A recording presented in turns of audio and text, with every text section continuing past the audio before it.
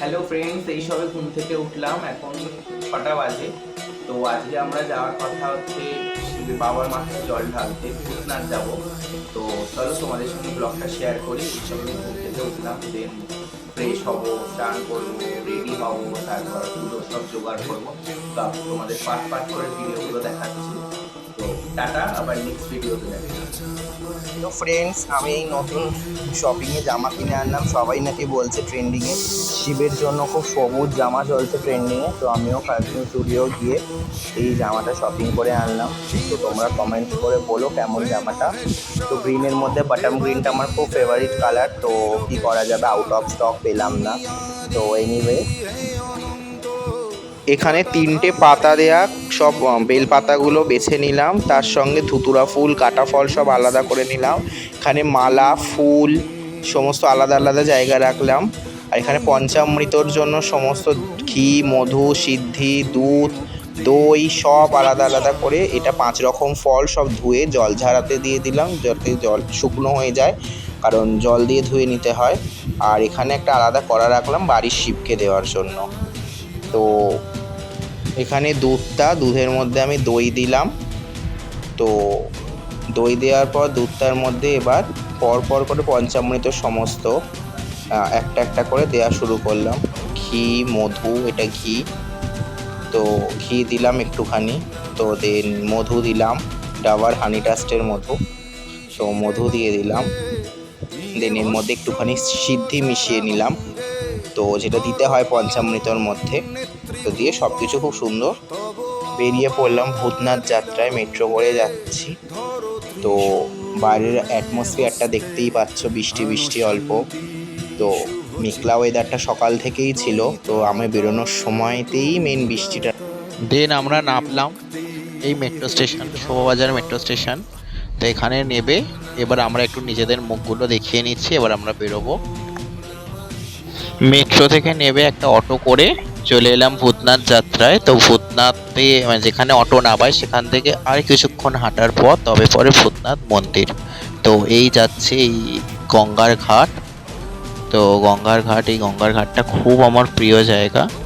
তো এখানেই আমি একটু ভেবেছিলাম মাথায় জল দিয়ে আবার যাব সেই ভূতনাথের উদ্দেশ্যে। তো সেই যাচ্ছি। এই আহেরিটোলা ঘাটে অনেক অনেক মানে আনন্দ, অনেক রকমের কি বলবো, সব কিছুই এখানে হয়। এখানে একটা সামনে শ্মশান আছে। তো এখানে সব দাহর কাজ ফাজ হয়। তো সেজন্যই ইউজুয়ালি এখানে একটা ফেরিও আছে, যেটা লঞ্চে করে নৌকো পারাপার করে। তো এখান থেকে সবাই, তাই এখান দিয়েও অনেক ভক্তরা আসে, যাত্রীরা যাতায়াত করে। তো এই বাবা ভূতনাথ মন্দিরে এসে পৌঁছালাম এতক্ষণে প্রচুর ট্রাভেলের পর। ভূতেশ্বর মন্দির। তো তার চারদিকে অ্যাটমসফিয়ারটাও আপনাদের দেখিয়ে দিই, খুব সুন্দর ফুল দিয়ে সাজানো, এরকম ছোট ছোট পতাকা দিয়ে সাজানো খুব সুন্দরভাবে। চলো ভেতরের ভিউটা এবার দেখাই। ভেতরটা দেখাই, ভেতরের প্রচণ্ড ভিড়। অনেক ভক্ত এসেছে, অনেক অনেক দূর থেকে এসেছে পুজো দেওয়ার উদ্দেশ্যে। তো চলো এবার বাবার দর্শনে আমরা ভেতরে যাই। এখানে যজ্ঞ হয় বড়, আহ ওই শ্রাবণ মাসের সোমবারের উদ্দেশ্যে। তো সেই যজ্ঞেরই বড় ব্যবস্থা চলছে। তো আমরা যজ্ঞস্থলেই এখন রয়েছি। তো এবার মন্দিরের ভেতর আস্তে আস্তে ঢুক।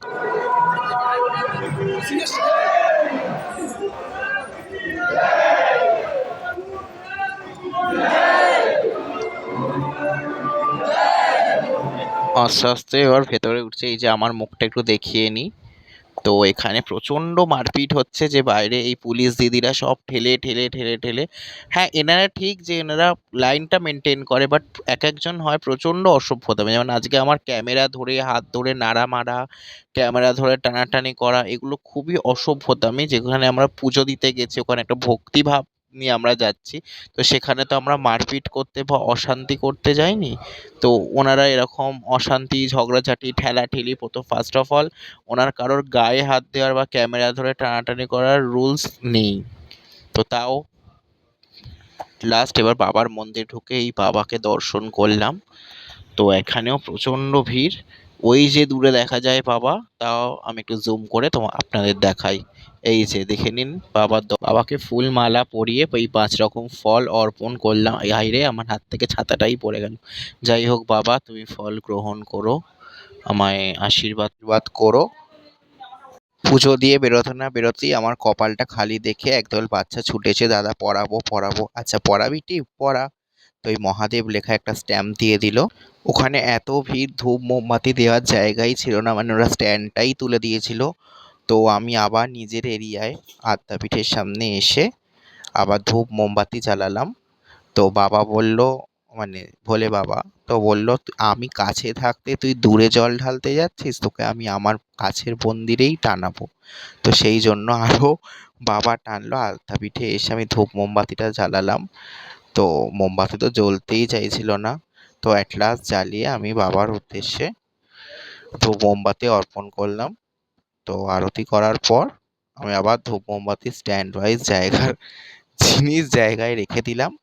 তো দেন প্রচণ্ডই ভালো লেগেছে, কিন্তু ওখানে পুজো দেওয়ার সিস্টেম বা এমনি আদার্স কিছু আমার খুব একটা ভালো লাগেনি। ন্যাচারাল দিনে হয়তো অন্যান্য সময় আজকে ভিড় বেশি ছিল বলে হয়তো এরকম ছুঁড়ে ছুঁড়ে ফল জল দেওয়ার পর এবার বাড়ির উদ্দেশ্যে রওনা হলাম। অনেকক্ষণ বাড়ি থেকে বেরিয়েছিলাম, সেই ফার্স্ট মেট্রোয় বেরিয়ে এই এখন বাড়ি ঢুকছি 1টার সময়।